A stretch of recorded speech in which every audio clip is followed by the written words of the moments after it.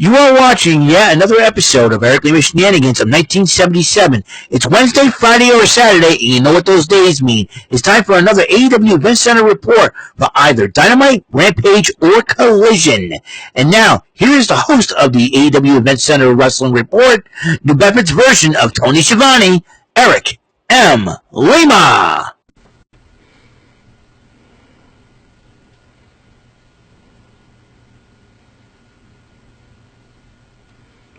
Thank you very much, Mr. Announcer, sir. Well, hello there, everyone.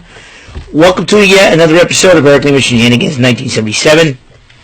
And this is the final video for the day, night, whatever, until tomorrow. Or until, because tomorrow I'll be live streaming on David 3000 StreamYard and on his channel for the Patriots-Bears game at 1 o'clock. Please join me there as the Patriots try to navigate the waters under a new coach this year. And so far, at 9 games, they're 2-7. So they're playing their 10th game. And hopefully they can recover from the loss to the Titans. And I know the season has not been easy for them. It started out with the trios matchup as the House of Black took on the Iron Savages and Jack Jameson. Jack Jameson's the guy with a big mouth. And the House of Black basically shut him up.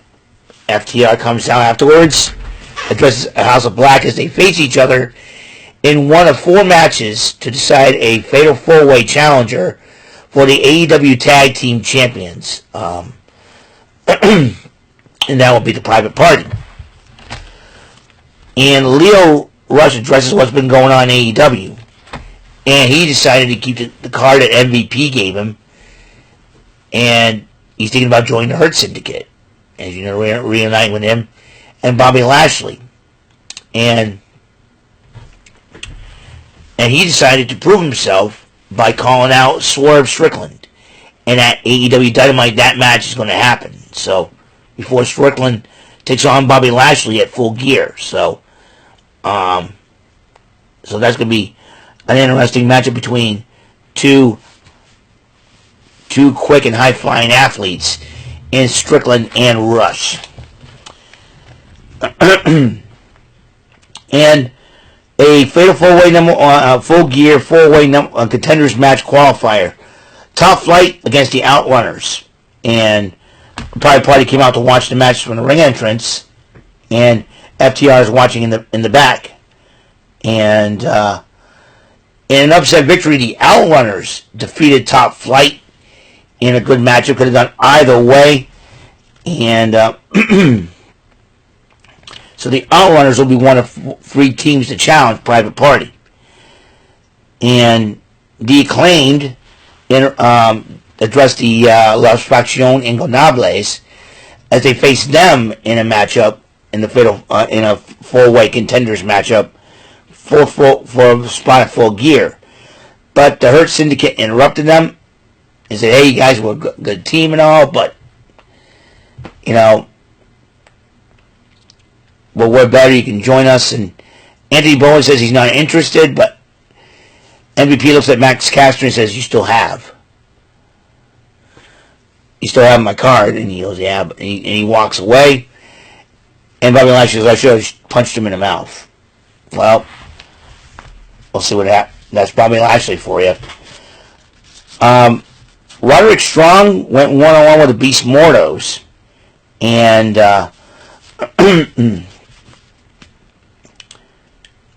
and the Beast Mortos lost the matchup to Roderick Strong. Lance Archer came out of nowhere and attacked Roderick Strong after the match while Brian Cage looked on. Mariah May addresses the women's division saying that she hates wrestling. She says that she hates pro wrestling, but she says all the women should be thanking her because if it wasn't for Mariah May, the AEW women's division would have been nothing and everything else. And they said they should be thanking me. Mariah May said that they should be thanking me for putting my foot on their necks. Really? Wait till me and Shirakawa and Tony Storm come back. That's all I'm going to say on that matter. And Lexi Nair interviewed Anna Jay, and Anna Jay says, I want to match with you one more time. No disqualifications. And if I lose the matchup, I can never challenge you for the championship again. And we'll see if that match actually happens. Speaking of women's action, Chris Statlander took on Ashley Fox, who follows me on X, by the way. Ashley Fox. And Chris Statlander ended up winning the matchup. And Mercedes Moné came to attack Statlander after the matchup, putting her in the bank statement. Meanwhile, Los Faccio Ingonables, along with Jake Roberts, confronted the Beast Mortos. And they're trying to get him to prove himself to be part of LFI. And so we go with that. TNT title open challenge. Jack Perry against Action Andretti. And it seems like things are not going well for Top Flight. Because you have Leo Rush considering joining the Hurt Syndicate. You got Top Flight losing the match against the Outrunners. And then the Scapegoat did pick up a victory over Action Andretti in that non-title matchup. Daniel Garcia, though, came out to confront Perry after the matchup, challenged him for the title at Full Gear, and Jack Perry says, I'll accept the challenge, but you're not ready. And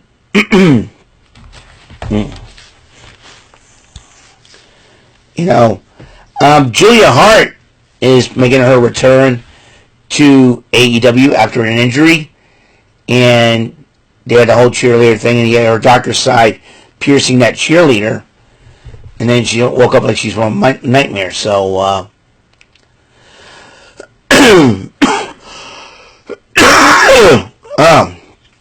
excuse me. So, and it seems like Julia Hart might come back as a member of House of Black. We don't know. Before the matchup, actually, and they have Outrunners, they're hawking a new fanny pack. You can get it on shopaew.com. If you like fanny packs, I have one. Not the Outrunners fanny pack, but I have a fanny pack of my own. And Lexi Nair interviewed Daniel Garcia and Matt Menard. Matt Menard tries to say, hey, he says you're not ready, but I believe you're ready. Prove yourself, prove to me and everyone else. And Daniel Garcia nodded his head, goes, I'll take that title off him. And then A.R. Fox arrived for his matchup, and Nick Wayne, there's A.R. Fox says, this is the anniversary you lost your dad. And A.R. Fox and Nick Wayne went at it, and Nick Wayne won the matchup. And then he decided to staple a picture to Fox's forehead after the match. It was a picture of possibly A.R. Fox's dad and A.R. Fox himself. Now Lexi Nair interviewed MXM Collection, and they were talking about their collaboration with Johnny TV. He said, I got a match next week, but you can be in my corner. And they tried to do the Johnny TV exit, and their friend was pushing the cart. Sebastian, the other way, you idiot. So funny. That was so funny. Trios titles on the line, the main event, the Death Riders.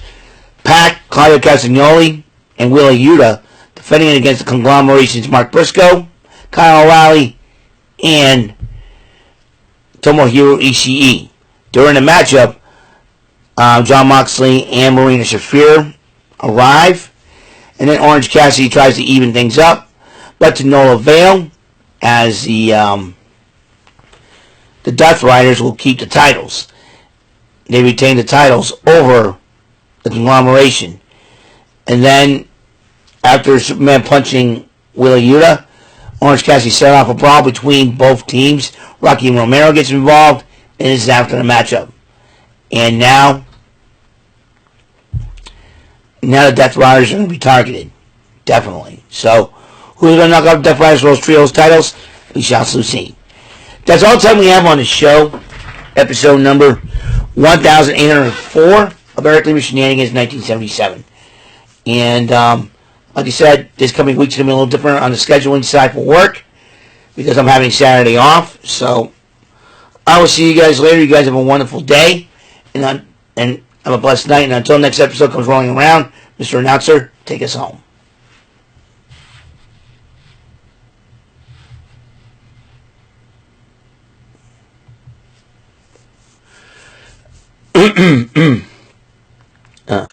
That is all for today's episode. This is your announcer speaking for Eric Lima Shenanigans of 1977. A Big Beefy E, doing for Bob Saget Productions, and in association with a Raven Bofa Telepictures and Distribution. Thank you for watching today's episode. Tune in next time for another episode of Eric Lima Shenanigans of 1977. Goodbye for now.